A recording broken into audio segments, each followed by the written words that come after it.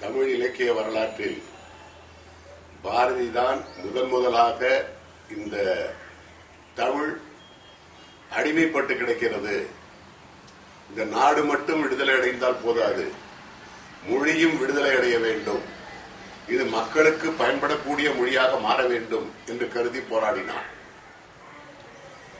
இன்றும் கூட 21ஆம் நூற்றாண்டில், அதாவது 2013 நம்முடைய கல்வியை எந்த மொழியின் வாயிலாக பெறுவது என்பதை பற்றி மிகப்பெரிய சர்ச்சை தமிழ்நாட்டில் தான் நடந்து கொண்டிருக்கிறது. நாம் தாய்மொழி வழி கல்வி என்று சொல்லுகிற போது மற்ற மொழிகளை கற்றுக்கொள்ள வேண்டாம் என்று சொல்வதாக அர்த்தம் பண்ணிக் கொள்கிறார்கள் பலர். ஒரு மொழியை படிப்பதும் அறிந்து கொள்வதும் அதில் பேசுவதற்கான ஆற்றலை பெறுவதும் என்பது வேறு. பாடங்களை எல்லாம், உதாரணத்திற்கு அறிவியல் பாடம், வரலாற்று பாடம், கணித பாடம், பூகோள பாடம், இவ்வாறு பல்வேறு பாடங்களை எல்லாம் பிற மொழியில் பயில்வதை கூடாது என்றுதான் கூறுகிறார்களே தவிர, அவையெல்லாம் தாய்மொழி கல்வியாக, தாய்மொழி வாயிலாக பெறக்கூடிய கல்வியாக இருந்தால் இளைஞர்களுக்கு மிகுந்த பலனை அளிக்கும் என்ற காரணத்தினாலேதான் தமிழ் மீடியம் என்பதை நாம் வலியுறுத்தி சொல்கிறோம். இங்கே இங்கிலீஷ் மீடியத்துக்கு யாரும் எதிர்ப்பு இல்லை. இங்கிலீஷ் மீடியம் என்றால் நாம் என்ன நினைத்துக் கொண்டிருக்கிறோம் என்றால், இங்கிலீஷையே வேண்டாம் என்று சொல்வதாக பலர் கருதி கொள்கிறார்கள். ஆங்கில வழி கல்வி என்பதற்கும் தமிழ் மொழி வழி கல்வி என்பதற்கும் உள்ள வேறுபாடு என்ன என்றால், பிற பாடங்களை எல்லாம் தாய்மொழியாகிய தமிழில் கற்க வேண்டும் என்பதுதானே தவிர, நாம் ஆங்கிலத்தை வேண்டாம் என்று ஒதுக்குவதாக அர்த்தம் பண்ணிக் கொள்ளக்கூடாது. ஆங்கிலம் மட்டுமல்ல, வேறு வேறு மொழிகளை கற்பதினாலும் நமக்கு எந்த ஒரு ஆட்சேபனையும் இல்லை. வாழ்க்கை போராட்டத்தில் அந்நிய பாஷை என்பது ஒரு மிகப்பெரிய ஆயுதம் என்று காரல் மார்க்ஸ் சொல்லியிருக்கிறார். ஆகையினாலேதான் இந்த மக்கள் பிற ஆட்சியினின்று, அந்நிய ஆதிக்கத்தினின்று விடுதலை பெற வேண்டும் என்றால் முதலில் இந்த மொழி விடுதலை பெற வேண்டும் என்று கருதிய பாரதி மொழி விடுதலைக்காக முதலாக குரல் கொடுத்தார். இது புலவர்களுடைய மொழியாகவும் கற்றறிந்த மிக பெரும் பண்டிதர்களுடைய மொழியாகவும் இருப்பதை மாற்றி இது எல்லோருக்கும் புரியக்கூடிய மொழியாக, எல்லோரும் பயன்படுத்தக்கூடிய மொழியாக மாற வேண்டும் என்று கருதினான். அவன் வாழ்க்கையிலே ஒரு சம்பவம் நடந்தது. பாண்டிச்சேரியில் இருக்கும்போது அவர் இந்தியா பத்திரிகையில் தமிழால் எல்லாம் முடியும், உலகில் உள்ள எல்லா அறிவியல் கருத்துக்களையும் தமிழில் சொல்ல முடியும் என்பது போல ஒரு கட்டுரை எழுதியிருந்தார். அந்த கட்டுரையை படித்த சென்னையில் இருந்த 2 பட்டதாரி இளைஞர்கள், பாரதி அறிவியல் வளர்ச்சியை எல்லாம் தமிழ் சொல்ல முடியும் என்று சொல்கிறானே, இது சாத்தியமா? சரி, இது பற்றி நேரடியாக பாரதியிடத்திலே கேட்டு வந்து விடுவோம் என்று சொல்லி பாண்டிச்சேரிக்கு வருகிறார்கள். பாண்டிச்சேரிக்கு அந்த இளைஞர்கள் வந்தபோது பாரதி கிணற்றடியிலே குளித்துக் கொண்டிருக்கிறார். பாரதியினுடைய மூத்த மகள் தங்கம்மாள் பாரதி வந்த இருவரையும் வரவேற்று, தந்தை கிணற்றடியில் குளித்துக் கொண்டிருக்கிறாள், நீங்கள் மாடியிலே சென்று அமருங்கள், விரைவில் வந்து விடுவார் என்று சொல்கிறார். மாடியில் சென்று அமர்ந்த அந்த படித்த பட்டதாரி இளைஞர்கள் இருவரும் தங்களுக்குள்ளாக பாரதி வந்தவுடன் நாம் எவ்வாறு விவாதத்தை தொடங்குவது என்று தங்களுக்குள்ளேயே பேசிக் கொள்கிறார்கள். அப்படி பேசிக் கொள்கிற போது ஒரு இளைஞன் மிகுந்த உணர்ச்சியோடு, தமிழால் முடியாது, எந்த நிலையிலும் அன்றாட வளர்ந்து வருகின்ற அறிவியல் கருத்துக்களை எல்லாம் தமிழில் சொல்ல முடியாது என்று உரத்த குரலிலே பேசுகிறார். இது கிணற்றடியிலே குளித்துக் கொண்டிருந்த பாரதியின் காதிலே விழுகிறது. ஏதோ காற்று வாக்கில் காதில் வந்து விழுந்த செய்திதானே என்று பாரதி கிடந்தவில்லை. சொம்பிலே நீரை முண்டு தலையிலே ஊற்றிக் கொண்டிருக்கிற போது காற்று வாக்கில் காதில் வந்து விழுந்த செய்திதானே என்று அலட்சியப்படுத்தி விடாமல் உடனடியாக பொங்கி எழுந்தது அவனுடைய உணர்ச்சி. அப்பொழுது அவன் பாடியதுதான், இன்றொரு சொல்லினை கேட்டேன், இனி ஏது செய்வேன் எனது ஆரியர் மக்கள், கொன்றிடல் போலொரு வார்த்தை இங்கு கூறத்தகாதவன் கூறினன் கண்டேன். புத்தம் புதிய கலைகள் பஞ்சபூதங்களின் நுட்பங்கள் கூறும் மெத்த வளருது மேற்கே, அந்த மேன்மை கலைகள் தமிழினில் இல்லை, சொல்லவும் கூடுவதில்லை, அவை சொல்லும் திறமை தமிழ் மொழிக்கு இல்லை. மெல்ல தமிழினி சாகும், அந்த மேற்கு மொழிகள் பூமிசை ஓங்கும் என்று பாடினான். அதோடு மட்டும் பாடியிருந்தால் பாரதி ஏதோ உணர்ச்சி வேகத்தில் பாடிவிட்டான் என்று நாம் சொல்லலாம்.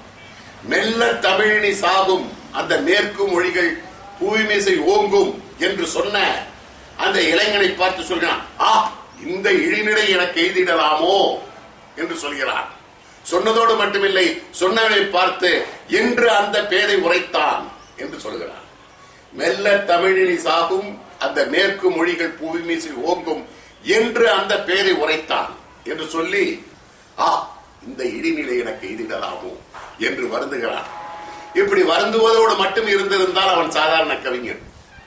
ஆனால் அவன் மகாகவியாக இருந்த காரணத்தினால் குறை இது, இந்த இடிநிலை எனக்கு வந்துவிட்டது, இந்த இடிநிலை மாற வேண்டும் என்றால் தமிழர்களாகிய நாம் என்ன செய்ய வேண்டும்? அதுதான் பாரதியின் இடத்திலே உள்ள ஒரு சிறப்பு. இது ஏதோ கவியரங்கத்திற்காக பாடிய பாடல் அல்ல. பாரதி வாழ்க்கையில் நடந்த ஒரு நிகழ்வின் காரணமாக தான் காதில் கேட்ட அந்த கொடிய சொல்லை தாங்க முடியாமல் உணர்ச்சி வசப்பட்டு அவன் பாடிய பாடல். அப்படி உணர்ச்சி வசப்பட்டு பாடுகிற போது கூட அவன் அறிவுபூர்வமாக சிந்தித்து ஒரு சில கருத்துக்களை முன்வைக்கிறான். இந்த இழிநிலை எனக்கு எய்திவிட்டது, இனி இந்த இழிநிலையை மாற்ற வேண்டும் என்றால் என்ன செய்வது என்று சொல்லி அவன்தான் முதலாக தமிழ் வளர வாழ வழி சொல்கிறான். என்று அந்த பெயரை உரைத்தான் என்று சொன்னதோடு மட்டுமில்லை, இந்த இழிநிலை எனக்கு எய்திடலாமோ என்று கேட்ட அவன் அடுத்து சொல்கிறான், சென்றிடுவீர் எட்டு திக்கும், கலை செல்வங்கள் யாவும் கொணர்ந்து சேர்ப்பேன் என்று சொல்கிறான். ஆகவே இந்த பெரும் பழி நீங்க வேண்டும் என்றால் உலகில் உள்ள வளர்ந்த நாடுகளுக்கெல்லாம் சென்று அங்கு இருக்கக்கூடிய கலை செல்வங்களை எல்லாம் கொண்டு வந்து தமிழிலே சேருங்கள் என்று ஒரு அறைகூவல் விடுக்கிறார். இப்படி உலகமெல்லாம் சென்று அங்கு வளர்ந்திருக்கக்கூடிய கலை செல்வங்களை எல்லாம் கொண்டு வந்து சேர்ப்பதற்கான நமக்கான வாய்ப்பும் வசதியும் இருக்கிறதா என்ற அடுத்த கேள்வி எழுகிற பொழுது பாரதி சொல்கிறான், இதை நம்மால் செய்துவிட முடியும், இது சாத்தியமான ஒன்றுதான். எப்படி சாத்தியம் என்று கேட்ட பொழுது அவன் சொல்கிறான், தந்தை அருள் வழியாலும் இன்று சார்ந்த புலவர் தவ வழியாலும் இந்த பெரும்பழி தீரும், தவி புமிசை ஏறி என்றும் இருக்கும் என்று சொல்வார். ஆகவே தமிழுக்கு ஏற்பட்ட இழிநிலை மாற வேண்டும் என்றால், மறைய வேண்டும் என்றால் நாம் என்ன செய்ய வேண்டும் என்ற ஆக்கபூர்வமான கருத்தையும் எடுத்துச் சொன்னவன் தான் பாரதி. ஆகினால்தான் அவன் இன்றும் வாழ்கிறான். இனி வருங்காலத்திலும் அவனுடைய புகழ் பேசப்படும். இந்த ஆங்கில மோகம் என்பது இன்று நேற்று அல்ல. வெள்ளையர்கள் 1834 மெக்காலே கல்வி திட்டத்தை கொண்டு வந்த காலம் முதலாகவே நம் நாட்டிலே பரவிய ஒரு மோகம். ஆகினால்தான் அவன் சொன்னான், என்று தனியும் இந்த ஆங்கில மோகம் என்று பாடினான். போகின்ற பாரதத்தையும் வருகின்ற பாரதத்தையும் வாழ்த்தி பாடிய பாரதி சொல்கிறான், வேறு வேறு பாஷை கற்பாய் நீ, வீட்டு வார்த்தை கற்கிறாய், போ போ போ என்று புறந்தள்ளுகிறார். ஆகவே நாம் வாழ வேண்டும், வளர வேண்டும் என்றால் இந்த தாய்மொழி கல்வி மிகவும் அவசியம். எப்படி ஒரு வளரும் குழந்தைக்கு தாய்ப்பால் மிகவும் அவசியமோ அதுபோல ஒருவனுடைய அறிவுத்திறனும் சிந்தனை திறனும் வளர வேண்டும் என்றால் அது தாய்மொழி வழி கல்வியினால் தான் சாத்தியம் என்பதை மிக உறுதியாக எடுத்து கூறியவன் பாரதி. அவருடைய சுயசரிதியில் ஆங்கில கல்வியினுடைய கொடுமையை எல்லாம் சித்தரித்துவிட்டு வெறும் ஆங்கிலத்தை மட்டுமே, எல்லாவற்றையும் ஆங்கிலத்தில் படிக்கின்றவர்கள் எதை இழந்து விடுகிறார்கள் என்பதை எல்லாம் சுட்டிக்காட்டிய அவன் கடைசியாக சொல்வான், செலவு சந்தைக்கூர் 1000 சேர்ந்தது, தீதனுக்கு 10,000 சேர்ந்தன, நலமோர் எத்துணையும் கண்டிலே, இதை 40,000 கோயிலில் சொல்லுவேன் என்று சொல்கிறார். செலவு தந்தைக்கோர் 1000 சென்றது, தீதனுக்கு 10,000 சேர்ந்தன, நலமோர் எத்துணையும் கண்டிலேன், இதை 40,000 கோயிலில் சொல்லுவேன் என்று மிக அழுத்தமாக சொல்லுகிற போது பாரதி ஏதோ தமிழ் வெறியனாக காட்சியளிப்பதாக பலர் சித்தரிக்கிறார்கள். அல்ல, பாரதி மனம் நொந்து வெந்து பாடிய பாடல் வருகிறது. இப்படி பாரதி பாடிய காரணத்தினால் அவன் ஆங்கிலத்துக்கு விரோதி என்றோ எதிரி என்றோ யாரும் கருதிவிட வேண்டாம். உலகத்தோடு ஒட்டி கொள்ளவும் உறவாடவும் ஆங்கிலம் தேவை என்பதை மிக நன்றாக உணர்ந்தவன் பாரதி. அவன் தன்னுடைய தாய்மொழியின் பெருமையை உலகமெல்லாம் உணர வேண்டும் என்பதற்காக தானே தன்னுடைய கவிதைகளின் சில பொறுப்பு மணிகளை ஆங்கிலத்தில் மொழிபெயர்த்திருக்கிறான். அக்னி அண்ட் அதர் போயம்ஸ் என்ற நூல், அதிலே இடம்பெற்றிருக்கிற கவிதைகள் எல்லாம் பாரதி தமிழிலே எழுதியவை, அவனாலேயே ஆங்கிலத்தில் மொழிபெயர்க்கப்பட்டவை. அதே போல சம் எஸ்ஸேஸ் என்று கட்டுரைகளாகவும் அவன் ஆங்கிலத்தில் எழுதியிருக்கிறான். அதோடு கூட அன்று வந்த மிக பிராபல்யமான மெயில், இந்து போன்ற பத்திரிகைகளில் ஆசிரியர் பகுதிக்கு எழுதக்கூடிய வாசகர் கடிதங்களில் பாரதி ஆங்கிலத்திலே பல கடிதங்களை எழுதியிருக்கிறான். காரணம், தன்னுடைய கருத்தை வெளிப்படுத்துவதற்கான ஒரு கருவியாக ஆங்கிலத்தை அவன் பயன்படுத்தினானே தவிர அதை ஒரு வீட்டு மொழியாகவோ தாய்மொழிக்கு மாற்று மொழியாகவோ அவன் கருதிவிடவில்லை. ஆகவே தமிழின் நிலை எப்படி இருந்தது என்பதை உணர்ந்து அந்த நிலை மாற வேண்டும் என்றால் நாம் என்ன செய்ய வேண்டும், இந்த தாய்மொழி கல்வி என்பது எந்த அளவுக்கு முக்கியத்துவம் என்பதை எல்லாம் மிக சிறப்பாக எடுத்து காட்டினார். திலகர் தன் வாழ்நாளில் செய்த மிகச்சிறந்த நூலாகிய கீதா ரகசியத்தை தன்னுடைய தாய்மொழியாகிய மகாராஷ்டிரத்தில் தான் எழுதினார், மராட்டியில் தான் எழுதினார். இந்தியாவின் பிதா என்று பாராட்டப்படுகின்ற மகாத்மா அவர்கள் தன்னுடைய சுயசரிதையை குஜராத்தியில் தான் எழுதினார். இந்தியாவிற்கான இலக்கிய பரிசை முதலாக பெற்றுத்தந்த ரவீந்திரநாத் தாகூர் அவர்கள் தன்னுடைய கீதாஞ்சலியை வங்காள மொழியில் தான் எழுதினார். இவையெல்லாம் 20ஆம் நூற்றாண்டின் தொடக்கத்தில் நம்முடைய மக்கள் ஆங்கில மொழி மோகத்திலே ஆழ்ந்திருந்த காலத்தில் அவர்களை தட்டி எழுப்புவதற்காக மாபெரும் கவிஞர்களும் தலைவர்களும் மேற்கொண்ட உத்தி. தாய்மொழியினுடைய முக்கியத்துவத்தை இந்த மக்கள் உணரச் செய்ய வேண்டும் என்பதற்காக தான் திலகர் கீதா ரகசியத்தை மராட்டியில் எழுதினார், காந்தி சத்திய சோதனையை குஜராத்தியில் எழுதினார், நோபல் பரிசு பெற்ற கீதாஞ்சலியை தாகூர் வங்க மொழியிலே எழுதினார். ஆகவே இந்த தாய்மொழியினுடைய அவசியத்தை இந்த மாபெரும் தலைவர்கள் எல்லாம் எடுத்து காட்டுவதற்கு முன்னாலே தமிழ்நாட்டிலே தமிழின் பெருமையையும் தமிழ் மொழியின் அவசியத்தையும் தாய்மொழியிலே கல்வி கற்க வேண்டியதனுடைய முக்கியத்துவத்தையும் முதலாக எடுத்து காட்டியவன் மகாகவி பாரதி. தமிழ் தென்றல் என்றும் சுயமரியாதை இயக்கத்தின் தாய் என்றும் பழமைக்கும் புதுமைக்கும் பாலம் போன்று இருந்தவர் என்றும் ராயப்பேட்டை முனிவர் என்றும் பாராட்டப்படுகின்ற திருவிக்கா அவர்கள் இந்த தாய்மொழியினுடைய அவசியத்தை எப்பொழுது நான் புரிந்து கொண்டேன் என்றால் என்று சொல்லி ஒரு நிகழ்ச்சியை சொல்லுகிறார். அவருக்கு மிக நெருக்கமாக இருந்த ஒரு பாதிரியார்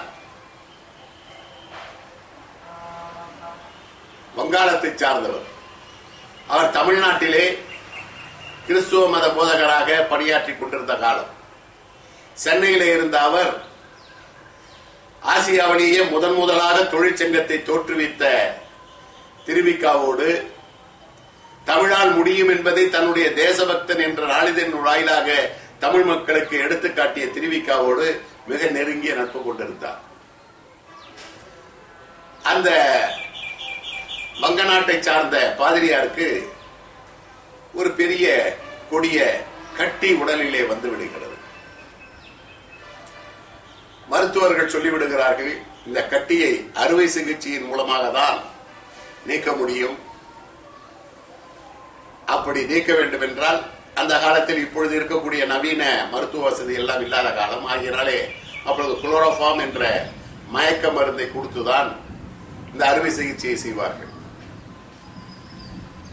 அது மிகப்பெரிய ஒரு அறுவை சிகிச்சை ஆகியனாலே அந்த வங்க நாட்டு பாதிரியாரிடத்தில் சொல்கிறார்கள், உங்களுக்கு மயக்க மருந்து கொடுத்து நாங்கள் அறுவை சிகிச்சை செய்ய வேண்டும், நீங்கள் அதற்கு ஒப்புக்கொள்கிறீர்களா என்று கேட்டபொழுது, நான் அறுவை சிகிச்சைக்கு தயார், ஆனால் அதை நான் சென்னையில் செய்து கொள்ள தயாராக இல்லை என்று சொல்கிறார்.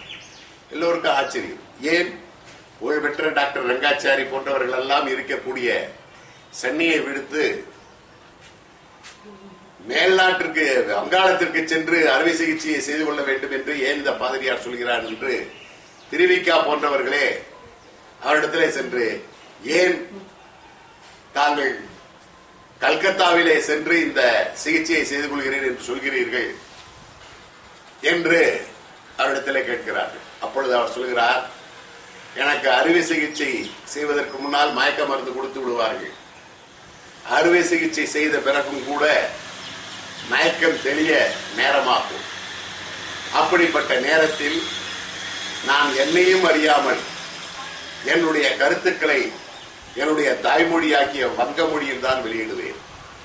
அப்பொழுது அருகில் இருக்கக்கூடிய சென்னையை சார்ந்த செவிலியர்களுக்கோ மற்றவர்களுக்கோ நான் என்ன சொல்கிறேன் என்பது புரியாது. ஆகவே நான் கல்கத்தாவில் சென்று அந்த அறுவை சிகிச்சையை செய்து கொள்ள விரும்புவதன் காரணம், மயக்க நிலையில் நான் பேசுகிற மொழி என்னுடைய தாய்மொழியாகிய வங்க மொழிதான். ஆகவே நான் கல்கத்தாவிற்கு சென்று இந்த அறுவை சிகிச்சையை செய்து கொள்ள விரும்புகிறேன் என்று அவர் சொல்கிறார். அப்பொழுது திருவிக்கா சொல்கிறார், மயக்க மொழி மட்டுமல்ல, மயக்கும் மொழியும் தாய்மொழிதான் என்பதை நான் அன்றுதான் உணர்ந்தேன் என்று எழுதுகிறார். ஆகவே தாய்மொழி என்பது மிகப்பெரிய ஒரு மனிதனுடைய வளர்கிற மனிதனுடைய சிந்தனைக்கு மிகப்பெரிய சக்தியாகும். தென்னாட்டு கிளாஸ்டோன் என்றும் இந்தியாவினுடைய முதல் நிதியமைச்சர் என்றும் பாராட்டப்படுகின்ற கோவை செம்மல் ஆர்.கே. சண்முகம் செட்டியார் அவர்கள் ஒரு முறை ஜப்பான் சென்றிருந்தார்கள். ஜப்பான் சென்ற போது அவர் ஒரு இடத்திலே வழி தெரியாமல் அங்கு இருக்கின்ற நண்பர்களை பார்த்து ஆங்கிலத்தில் வழி கேட்கிறார். ஜப்பான் நாட்டில் இருக்கக்கூடிய எந்த இளைஞனோ பெரியவரோ இவர் கேட்ட கேள்விக்கு பதில் சொல்லாமல் சென்று கொண்டே இருக்கிறார்கள். இவருக்கு ஒரு காலகட்டத்திலே கோபம் வந்து விடுகிறது. ஏடா, அந்த நாட்டிலே எவனுக்குமே ஆங்கிலம் தெரியாதா என்று கத்துகிறார். அப்பொழுது அங்கே இருந்த ஒருவன் சொல்லுகிறான், ஐயா, நாங்கள் என்றுமே ஆங்கிலேயனுக்கு அடிமையாக இருந்ததில்லை என்று சொல்கிறார். அப்பொழுதுதான் ஆர்.கே. சண்முகம் செட்டியார் உணர்கிறார், இது அடிமை மொழியில் நாம் கேட்ட காரணமாகவே அவர்கள் பதில் சொல்லவில்லை போலிருக்கிறது என்று உணர்ந்து தாய்நாட்டிற்கு திரும்பிய பிறகு அவர் முதல் வேளையாக கோவையிலே செய்த காரியம், ஒரு நல்ல தமிழாசிரியரை கொண்டு தமிழ் இலக்கியங்களை பயில ஆரம்பித்து பின்னாலே தங்களுடைய அழிவை எவ்வாறு வளர்த்துக் கொண்டார் என்றால், சிலப்பதிகாரத்திற்கு உரை எழுதி பதிப்பிக்கின்ற அளவுக்கு ஆர்.கே.எஸ். அவர்கள் தமிழிலே அறிவு பெற்றார். ஆகவே தாய்மொழி கல்வி என்பதுதான் ஒரு மனிதனுக்கு உயிர் கொண்டதாகும். ஒரு மொழியை போற்றி வீழ்ந்த நாடும் இல்லை, ஒரு மொழியை தூற்றி வாழ்ந்த நாடும் இல்லை. ஒரு மனிதனுக்கு இரண்டு கண்களாக இருப்பவை நாடும் மொழியுமாகும். ஆகவே மொழியை இழந்தவன் தன் கண்ணை குத்திக் கொண்டான் என்று அர்த்தம். ஆகவே மொழி என்பது விழி பெற்றவனுக்கு ஒப்பாகும். தாய்மொழி என்பதுதான் நாம் உலகை காண, நம் கருத்துக்களை வெளிப்படுத்துவதற்கான சிறந்த கருவி என்பதை முதலாக தன்னுடைய கட்டுரையின் வாயிலாகவும் தன் கவிதையின் வாயிலாகவும் தன் வாழ்க்கையின் வாயிலாகவும் எடுத்து காட்டியவர் பாரதி. எவ்வாறு தன் வாழ்க்கையின் வாயிலாக எடுத்து காட்டினார்?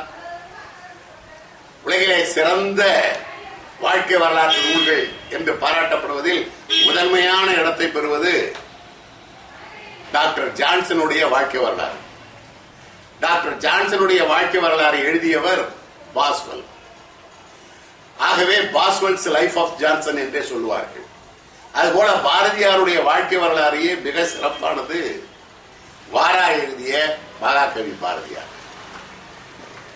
பாரதியாருடைய படங்கள் 5 என்று சொல்வதை போல பாரதியாரோடு பழகியவர்கள் அந்த காலத்திலேயே அவரை பற்றி எழுதிய நூல்கள் தமிழிலே 5 தான். 1 வாரா எழுதிய மகாகவி பாரதியார், 2வது எதிகரி எழுதிய பாரதி நினைவுகள், 3வது என் குருநாதர் என்ற தலைப்பில் கனகலிங்கம் எழுதியது, 4வது புதுவையில் தேசபக்தர்கள் என்ற தலைப்பில் ரா பத்மநாபன் தொகுத்த அந்த நூலில் அவரோடு மிக நெருக்கமாக இருந்தவர்கள் வக்கீல் துரைசாமி மற்றவர்கள் எல்லாம். அடுத்து குறிப்பாக இருந்து பின்னாலே வெளியிடப்பட்ட ஒரு நூல் வ.உ.சி. கண்ட பாரதி. வ.உ.சி. தனக்கும் பாரதிக்கும் உள்ள தொடர்பை குறிப்பாக எழுதி நூலாக வெளியிட திட்டமிட்டிருந்தார். ஆனால் அந்த குறிப்புகள் நூலாக்கப்படாமலே 1936 வ.உ.சி. காலமாக்கி விட்டதனால் அது முற்றுப்பெறாமலே நின்று விட்டது. அந்த குறிப்புகளை எல்லாம் பின்னால் அவருடைய மூத்த மகன் வ.உ.சி. சுப்பிரமணியம் அவர்கள் எடுத்து தொகுத்து வ.உ.சி. கண்ட பாரதி என்று வெளியிட்டிருக்கிறார். இந்த 5 நூல்கள் தான் பாரதியின் காலத்திலேயே வந்த நூல்கள். பாரதியாரோடு பாரதியால் போற்றப்பட்ட, பாரதியின் தம்பி என்று கருதப்பட்ட, பாரதியாரே அருமை தம்பி என்று அழைக்கப்பட்ட பரளீசு நெல்லையப்பர் அவர்கள் 1970 வரைக்கும் கூட வாழ்ந்தார்.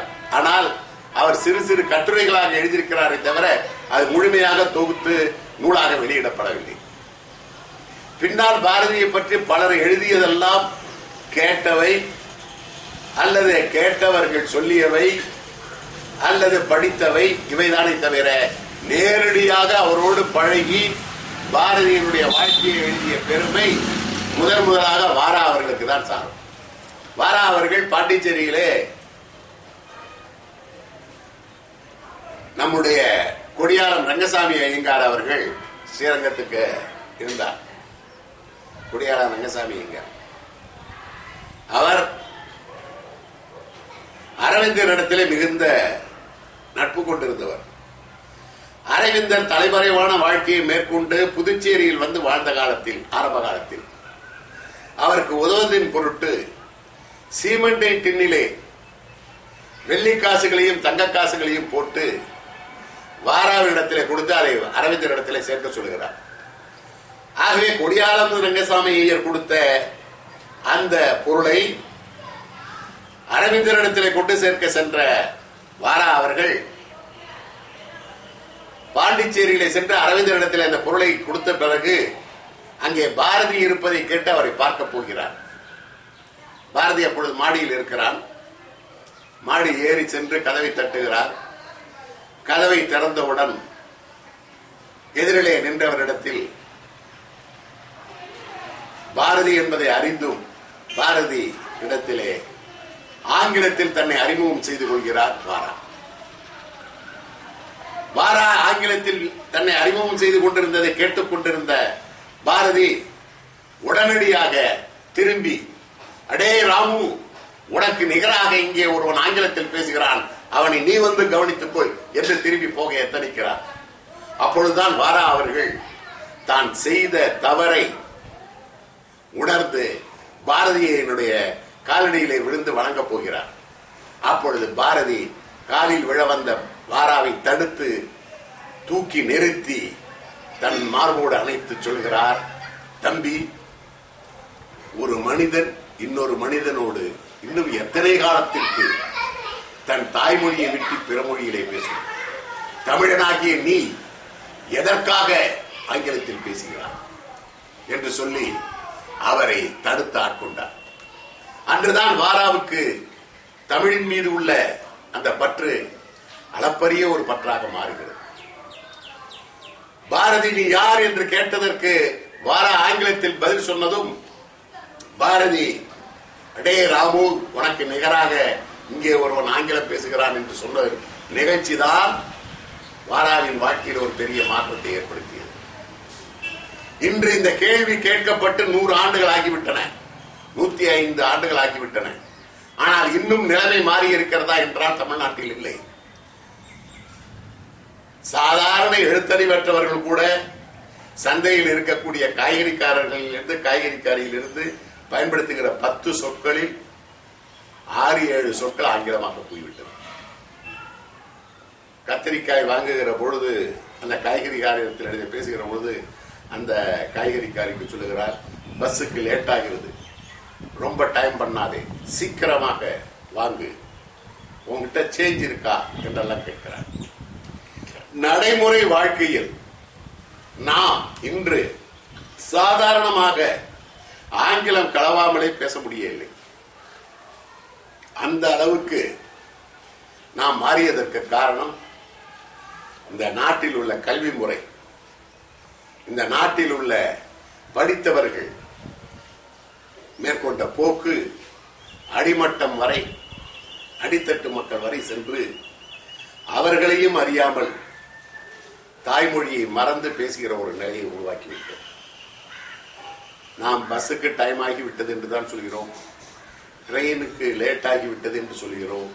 நடைமுறை வாழ்க்கையில் சிந்தித்து பார்த்தால் நாம் ஒவ்வொருவருமே பேசுகிற 10 சொற்களில் குறைந்தது 5 சொற்கள் ஆங்கிலமாக இருக்கிறது.